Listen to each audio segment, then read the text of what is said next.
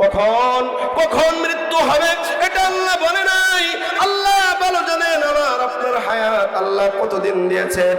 আল্লাহ বলেন, বান্দা তোমার হায়াত যখন শেষ হয়ে যাবে, 1 মিনিট এদিক সেদিক করা হবে না, 1 মুহূর্ত এদিক সেদিক করা হবে না। যখন সময় আসবে, যখন হায়াত শেষ হয়ে যাবে, ওই সময় মালাকুল মউত আমার আপনার জানটা বের করে নিয়ে চলে যাবে। আল্লাহ বলেন, ফাইজা জাদালুহুম লা ইস্তাখিরুনা সাআতাও ওয়া লা ইস্তাকদিমুন। আল্লাহ বলেন, নির্ধারিত হায়াত যখন শেষ হয়ে যাবে, 1 মুহূর্ত এদিক সেদিক করা হবে না, 1 সেকেন্ড আগেও হবে না, 1 সেকেন্ড পরেও হবে না। এই জন্য মুসলমান ইমানদার খুব গভীর মনোযোগ দিয়ে শুনবেন। পর্দার অন্তরালের মা ও আমার বোন খুব মনোযোগ দিয়ে শুনবেন। আপনার আমার মৃত্যুর পরোয়ানা যখন জারি হয়ে যাবে, যার যখন মৃত্যু হয়ে যায়, সেই সময় তার মৃত্যুর কাল অনেকে আমরা বলে থাকি লোকটা অকালে চলে গেছে। কি বলেন আপনারা? অকালে চলে গেছে। নাউজুবিল্লাহ। কেউ অকালে যায় না, সবাই কালেই যায়। ওই যে 15 বছর বয়সে মেয়েটা হত্যা হইল, মারা গেল, 20 বছরের যুবক রাস্তায় অ্যাক্সিডেন্ট করে মারা গেল, 25 বছরের যুবক মারা গেল, 30 বছরের মহিলা মারা গেল, সে তার কালেই মারা গেছে। অকালে কেউ মৃত্যুবরণ করে নাই। আল্লাহ 15 বছর হায়াত দিয়ে তাকে দুনিয়াতে পাঠিয়েছিলেন, 20 বছরের হায়াত দিয়ে তাকে পাঠিয়েছিলেন, 25 বছরের হায়াত দিয়ে তাকে পাঠিয়েছিলেন, 30 বছর 35 বছরের হায়াত দিয়ে তাকে পাঠিয়েছিলেন। এই 30 বছর শেষ হয়ে গেছে, মালাকুল মউতকে আল্লাহ পাঠিয়ে দিয়েছে, যে কোনো একটা ওসিলায় দুনিয়ার থেকে নিয়ে গেছে। বলেন ঠিক না ঠিক? সবাই যাইতে হবে। কখন যাবেন বাবা? আপনি কখন যাবেন এটা কি বলতে পারবেন না। এই জন্য সব সময় মৃত্যুর প্রস্তুতি গ্রহণ করা। এই কারণেই তো পয়গম্বর আরবি বলেন, আকসিরু যিকরা হাযিমিল লাযাত আল মাউত, যে মৃত্যুর স্বাদ সকলকে গ্রহণ করতে হবে। যেই মৃত্যু দুনিয়ার সব স্বাদকে কর্তন করে দেয়, স্বামী স্ত্রীর বন্ধনকে ছিন্ন করে দেয়, মা সন্তানের বন্ধন ছিন্ন করে দেয়, বন্ধু বান্ধবের বন্ধনকে ছিন্ন করে দেয়, ভাই ভাইয়ের বন্ধনকে ছিন্ন করে কবরে পাঠিয়ে দেয়, আরেকজনকে ব্যথার সাগরে ভাসায়া দুনিয়াতে রেখে দেয়, এর নামই হলো মৃত্যু। পয়গম্বর বলেন, ওই মৃত্যুকে তোমরা বেশি বেশি করে স্মরণ করো, কারণ মৃত্যু আসবেই আসবে, রক্ষা পাওয়া যাবে না, কেউ বাঁচতে পারবে না, কোথাও পলায়ন করে আপনি বাঁচতে পারবেন না। আপনি মৃত্যু থেকে বাঁচার জন্য এই জাটিয়া এলাকা থেকে আপনি ফুলপুর চলে যাবেন, অথবা ময়মনসিংহ চলে যাবেন, অথবা নকলা শেরপুর চলে যাবেন, সেখানেই মালাকুল মউত উপস্থিত হয়ে যাবে। আল্লাহ বলেন, আইনামা তাকুনু ইদরিকুমুল মাউত ওয়ালাউ কুনতুম ফি বুরুজিম মুশাইয়াদা। মুসলমান ইমানদার, আল্লাহ বলেন, তোমরা যেখানেই থাকো না কেন, যে অবস্থায় থাকো না কেন, তোমাদের সামনে মৃত্যু উপস্থিত হয়ে যাবে। মৃত্যু থেকে কেউ বাঁচতে পারবে না। অতীতে পারে নাই, কোন নবী পয়গম্বর পারে নাই, কোন রাজা বাদশা পারে নাই, কোন ক্ষমতাধর, কোন প্রভাবশালী, কোন শক্তিশালী কেউ পারে নাই। রাজা মৃত্যু আছে, প্রজা হোক মৃত্যু আছে, সুন্দর হোক মৃত্যু আছে, কালো হোক মৃত্যু আছে, গরিব হোক মৃত্যু আছে, ধনী হোক মৃত্যু আছে, সকলের জন্য মৃত্যু অবধারিত এবং নির্ধারিত। এই জন্য মুসলমান ইমানদার, আল্লাহ অল্প সময় হায়াত দিয়ে, নির্ধারিত একটা সময় দিয়ে আল্লাহ দুনিয়াতে পাঠাইছেন। আপনি দুনিয়ার জিন্দেগিতে অনেক ভাই প্রবাসে জীবন যাপন করে 5 বছর 10 বছর পর্যন্ত প্রবাস খেটে সে দুনিয়াতে তার আবার বাংলাদেশে চলে আসে। মুসলমান উদ্দেশ্য কি? উদ্দেশ্য হলো 10 বছর প্রবাস জীবন কাটাবো, মা বাবা ভাই বোন ছেড়ে দিয়ে, স্ত্রী সন্তান ছেড়ে দিয়ে, তাদের মায়া ত্যাগ করে 10-5 বছর পর্যন্ত প্রবাস জীবন কাটাবো। উদ্দেশ্য হলো বাকি জিন্দেগি যেন আরামে আয়েশে থাকতে পারি। বলেন ঠিক না বেঠিক? এই উদ্দেশ্যই তো যা, নাকি অন্য কোনো উদ্দেশ্য আছে? উদ্দেশ্য হলো 10-5 বছর পর্যন্ত প্রবাস জীবনে মা বাবার এবং ভাই বোন সকলের মহাব্বত ত্যাগ করে একটু কষ্ট করব, বাকি জিন্দেগি যেন আমি সুখে শান্তিতে বসবাস করতে পারি। মুসলমান মানুষ চাকরি করে কিসের আশায়? আর চাকরি অবস্থায় সরকার কিছু টাকা কর্তন করে তার অ্যাকাউন্টে অ্যাকাউন্টে জমা করে রাখে, চাকরি শেষ পেনশনের কিছু টাকা দিয়ে বাইরেতে পাঠিয়ে দেয়। কিন্তু দেখা গেছে পেনশনের 20, 25, 30 লক্ষ টাকা পেয়ে 5 বছর 10 বছর না যাইতেই টাকাগুলো শেষ হয়ে যায়। শেষ বয়সে সন্তানের মুখাপেক্ষী হইতে হয়, ঠিক না ঠিক হইতে হয় না? অথচ চাকরি করছে সারা জীবন, সরকারে মোটা অঙ্কের টাকাও দিয়ে দিছে, তবুও শেষ বয়সে অনেক সময় সন্তানের মুখাপেক্ষী হতে হয়। এরকম ঘটনা ঘটে না? ঘটে। মুসলমান ইমানদার, আমার উদ্দেশ্য হলো, বোঝানোর উদ্দেশ্য হলো, আপনি 20 বছর চাকরি করলেন, সরকার আপনাকে শেষ বয়সে মোটা অঙ্কের কিছু টাকা দিয়ে আপনাকে বাড়িতে বিদায় করলো। সরকারের উদ্দেশ্য হলো আপনিও জানেন শেষ বয়সে যেন আপনার চিকিৎসা খরচ চলে, আপনার চলাফেরার খরচটা চলে যায়। কিন্তু দেখা গেছে এই পেনশনের টাকা দিয়ে আপনার সন্তান তিনজনকে 3টা বাড়ি করে দিয়েছেন। বাড়ি করে দেওয়ার পরে অল্প কিছু টাকা আপনার হাতে আছে, এইগুলো দিয়ে আপনার চিকিৎসা খরচ চলে না, পরবর্তীতে সন্তানের মুখাপেক্ষী হতে হয়। মুসলমান ইমানদার 20 বছর পর্যন্ত চাকরি করার পর বাকি জিন্দেগি সুখে শান্তিতে বসবাস করার জন্য যদি সরকার 20-30 লক্ষ টাকা আপনার অ্যাকাউন্টে জমা করে দেয়, তবু এই টাকাগুলো শেষ হয়ে যায়। মুসলমান ইমানদার একটু বিবেকটা খাটায় চিন্তা করেন, আপনি 60-70 বছর জিন্দেগি যাপন করতেছেন, তার ভিতরে আপনার শৈশব চলে গেছে, বালেগ হওয়ার আগ পর্যন্ত 10-15 বছর চলে গেছে, আবার যুবক বয়সে উল্টা পাল্টা করে আরো 10 বছর চলে গেছে, আরো 15 বছর চলে গেছে, 30 বছরে আপনি নামাজ ধরছেন, 60 বছরে আপনি মারা গেছেন। এই যে 30 বছর এমনি চলে গেছে, আর মাত্র 30 বছর আপনি নামাজ, রোজা, হজ, যাকাত বিভিন্ন ইবাদত করছেন। মুসলমান ইমানদার বলেন তো দেখি, এই 30 বছরের কামাই দিয়ে দুনিয়ার হিসাব মতো যুক্তি অনুযায়ী আপনি কয়দিন চলতে পারবেন পরকালে? 20 বছরের কামাই দিয়ে যদি পরবর্তীতে 5 বছর চলা না যায়, সন্তানের মুখাপেক্ষী হতে হয়, তাহলে 30 বছরের কামাই দিয়ে আপনি কোটি কোটি বছর, মিলিয়ন বছর, যার শুরু আছে শেষ নাই, এই লম্বা সময় জিন্দেগিতে 30 বছরের কামাই দিয়ে আপনি কেমনে চলবেন? সম্ভব?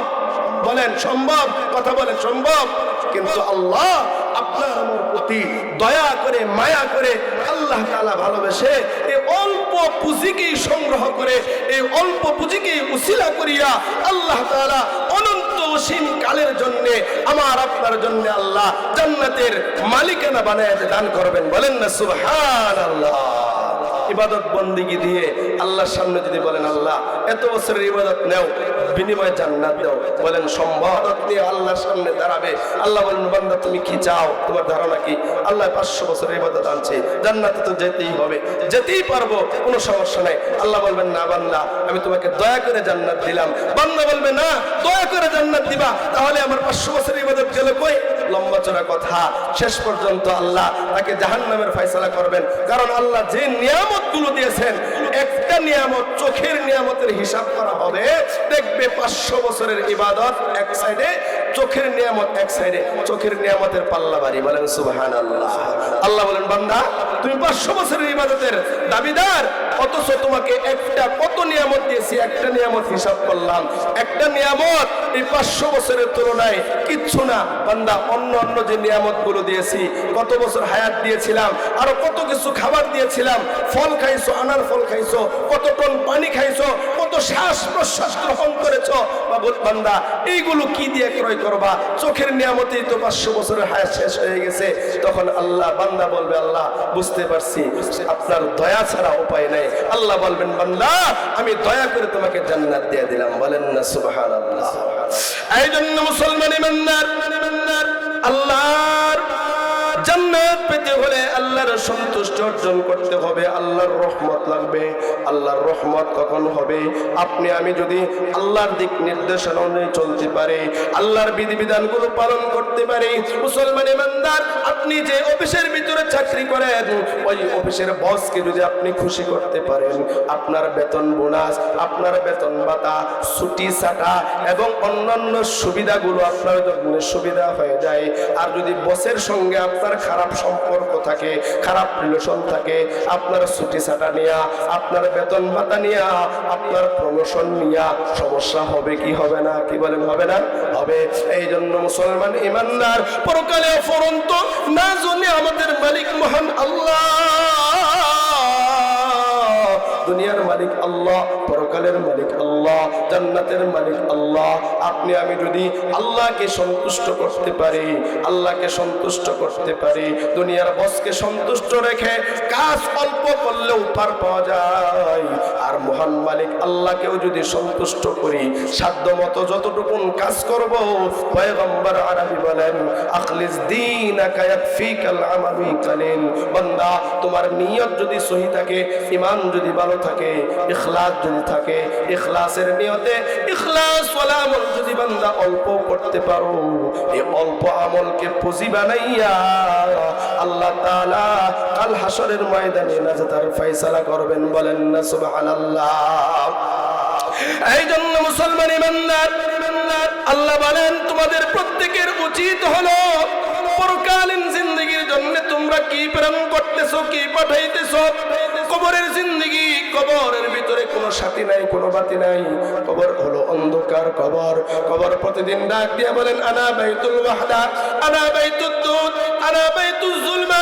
ও আদম সন্তান, আমি কিন্তু একাকিত্বের ঘর, আমি কিন্তু অন্ধকার কবর, আমি কিন্তু সাপ বিচ্ছুর ঘর। আদম সন্তান, তুমি আমার ভিতরে আসবা, সাথে নিয়ে আসবা, আমার ভিতরে আসবা, অন্ধকার দূরীভূত করে আসবা, আমার ভিতরে আসবা, সাপ বিচ্ছু গুলো দূর করে আসবা। কারণ হলো মুসলমান, আমরা কিন্তু দুনিয়াতে একা একা চলতে পারি না, কবরে আমরা কিভাবে একা একা চলবো একটু চিন্তা করেন। অপরদার অন্তরের মা, অন্তরের চক্ষুটাকে, অন্তরের জানালাটাকে আপনি একটু খুলে দেন, একটু চিন্তা করেন আপনি একা একা কিভাবে থাকবেন। এক রুমের ভিতরে একা থাকতে আপনার ভয় হয়, আপনি একা একা চলতে পারেন না, আপনি একটা তেলা পোকা দেখলেও ভয় পেয়ে যান, একটা টিকটিকি দেখলেও ভয় পেয়ে যান। ও মা, ও আমার বোন, আপনি কবরের ভিতরে একা একা কিভাবে থাকবেন? এই সাপ বিচ্ছুর ভিতরে কিভাবে থাকবেন? এই জন্য মুসলমান ইমানদার প্রতিদিন কবর আমাদেরকে সতর্ক করে থাকে, সতর্ক করে বলতে থাকে আমি কিন্তু একাকিত্বের ঘর, আমার জন্য আমার কাছে আসবা তো সাথে নিয়ে আসবা। আমার ভিতরে সাথী হলো নামাজ, আমার ভিতরে সাথী হলো রোজা, আমার ভিতরের সাথী হলো আল্লাহ তাআলার কোরআন। বলেন না সুবহানাল্লাহ। মুসলমান ইমানদার, কবরের জগৎ থেকে যখন আপনি হাসরের ময়দানে প্রবেশ করবেন, হাসরের ময়দান এমন ভয়ঙ্কর ময়দান, এমন ভয়ঙ্কর পরিস্থিতি হবে, এমন ভয়াবহ পরিস্থিতি হবে। আল্লাহ বলেন ওয়াত্তাকু ইয়াওমাল্লাহ, ওয়াত্তাকু ইয়াওমান তুরজাউনা ফীহি ইলাল্লাহ। আল্লাহ বলেন তোমরা ওই দিনকে ভয় করো। কোন দিন? যেই দিন হাসরের দিন, ওই দিনকে ভয় করো যেই দিন আল্লাহর সামনে উপস্থিত হতে হবে, আল্লাহর সামনে দণ্ডায়মান হতে হবে। বলেন তো দেখি, আমরা এই দুনিয়ার জীবনটা শেষ করে আল্লাহর সামনে দাঁড়াইতে হবে কি হবে না? বলেন, আল্লাহর সামনে দাঁড়াইতে হবে? হবে। আল্লাহ এই কথাই জানিয়ে দিলেন, তোমরা ওই দিনকে ভয় করো যেই দিন আমি আল্লাহর সামনে তোমাদেরকে দাঁড়াতে হবে। অন্য আয়াতে বলেন ওয়াত্তাকু ইয়াওমাল্লা তাজজি নাফসুন আন নাফসিন শাইআ, তোমরা ওই দিনকে ভয় করো যেই দিন তোমাদের কেউ কোনো কাজে লাগবে না। হাসরের ময়দান এমন ভয়ঙ্কর ময়দান, এমন ভয়ানক পরিস্থিতি হবে, ওই দিন মা সন্তানকে ভুলে যাবে, ভাই তার ভাইকে ভুলে যাবে, বন্ধু তার বন্ধুকে ভুলে যাবে, মা তার সন্তানকে ভুলে যাবে। মুসলমান ইমানদার, আল্লাহ বলেন ইয়াউমা ইয়াফিরুল মারউ মিন আখি ওয়া উম্মিহি ওয়া আবিহি ওয়া সাহিবাতিহি ওয়া বানি লিকুল্লি ইমরিইম মিনহুম ইয়াউমাইযিন শা'নুন মুগনি। আল্লাহ বলেন হাসরের ময়দানে ভাই তার ভাইয়ের থেকে পলায়ন করবে, মা তার সন্তান থেকে পলায়ন করবে, সন্তান তার মা থেকে পলায়ন করবে, বাবা থেকে পলায়ন করবে, কেউ কারো কোনো চিন্তা করবে না। ও মুসলমান ভাই, ও মুসলমান ভাই, ও আমার মা, আমার বোন গো, হাসরের ময়দান আমাদের সামনে উপস্থিত, আমাদের সামনে হাসরের ময়দান উপস্থিত। এমন ভয়ানক পরিস্থিতি হবে, সন্তান তার মা বাবাকে ভুলে যাবে, ভাই ভাই তার ভাইকে ভুলে যাবে, দলের নেতারা কর্মীদেরকে ভুলে যাবে, কর্মীরা নেতাদেরকে ভুলে যাবে, এবং কি পয়গম্বররা পর্যন্ত, নবীরা পর্যন্ত তার উম্মতদেরকে ভুলে যাবে। সমস্ত পয়গম্বর নফসি নফসি বলতে থাকবে, তার উম্মতদেরকে ভুলে যাবে, উম্মতের চিন্তা করবে না, নিজের চিন্তা নিয়ে ব্যস্ত থাকবে। এই জন্য মুসলমান ইমানদার, আল্লাহ বলেন সেই হাসরের ময়দানকে তোমরা ভয় করো, যেই দিন আমি আল্লাহর সামনে উপস্থিত হতে হবে। এই জন্য মুসলমান ইমানদার, আমাদের সামনে কিন্তু হাসরের ময়দান আছে। হাসরের ময়দানটা কেমন হবে, কেমন হবে? দুনিয়ার জমিন থেকে কোটি কোটি মাইল দূরে সূর্য অবস্থান করতেছে, তবুও দুপুর বেলায় চৈত্র মাসে আমরা ঘর থেকে বের হতে পারি না। রৌদ্রের তাপে আমাদের মাথার তালুটা মনে হয় ফেটে যায়, আমাদের শরীর থেকে ঘাম ঝরতে থাকে। মুসলমান ইমানদার, হাসরের ময়দানে সূর্যটা আমাদের মাথার কাছে চলে আসবে, সূর্যের তাপে জমিনটা তামা হয়ে যাবে। আল্লাহ হুঙ্কার ছাড়তে থাকবেন, লিমানিল মুলকুল ইয়াউম লিল্লাহিল ওয়াহিদিল কাহ্হার।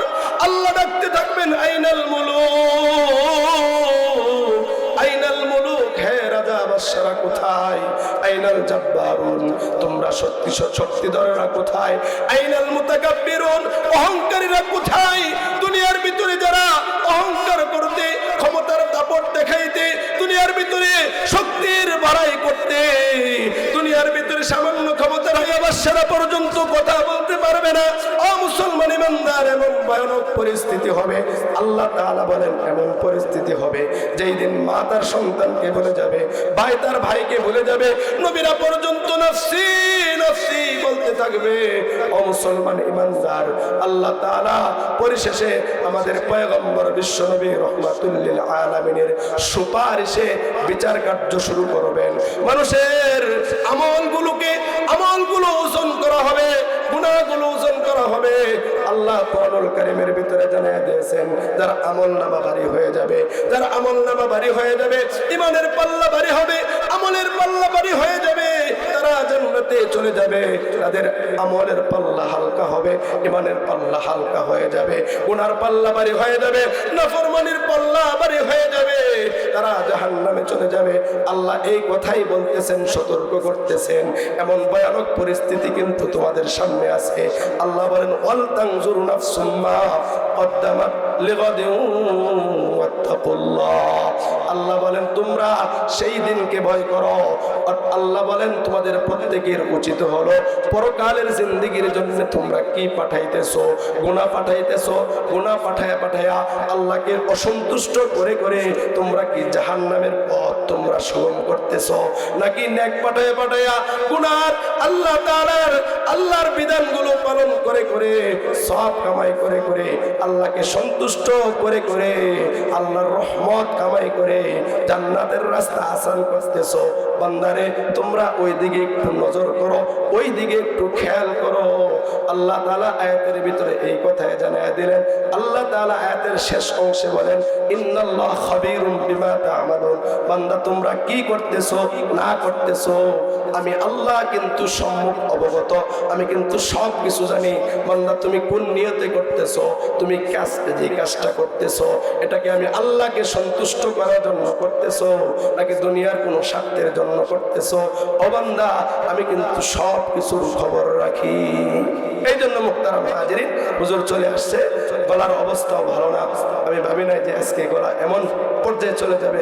যাই হোক, যদি কখনো সম্ভব হয়, কখনো সুযোগ হয়, আপনাদেরকে মন খুলে প্রাণ খুলে আলোচনা শোনাবো ইনশাআল্লাহ। যতটুকুন কথা বললাম কষ্ট হয়েছে, তবুও এই অল্প কথার ভিতরে যদি আমাদের এখান থেকে শিক্ষা নেওয়ার কোনো বিষয় থাকে, আমলি কোনো বিষয় থাকে, ভুল ত্রুটিগুলো আল্লাহ মাফ করে দিয়ে, ভুল ত্রুটিগুলো ক্ষমা করে দিয়ে আল্লাহ তাআলা যেন সঠিক কথাগুলোর উপর আমল করার তৌফিক দান করেন। আমরা যেন পরকালীন জিন্দেগির জন্য একটু চিন্তা করতে পারি, ভাবতে পারি, সেই তৌফিক সকলকে দান করুন, আমিন। আমি সকলের কাছে দোয়া চাই। ওয়া আখিরু দাওয়ানা আলহামদুলিল্লাহি রাব্বিল আলামিন।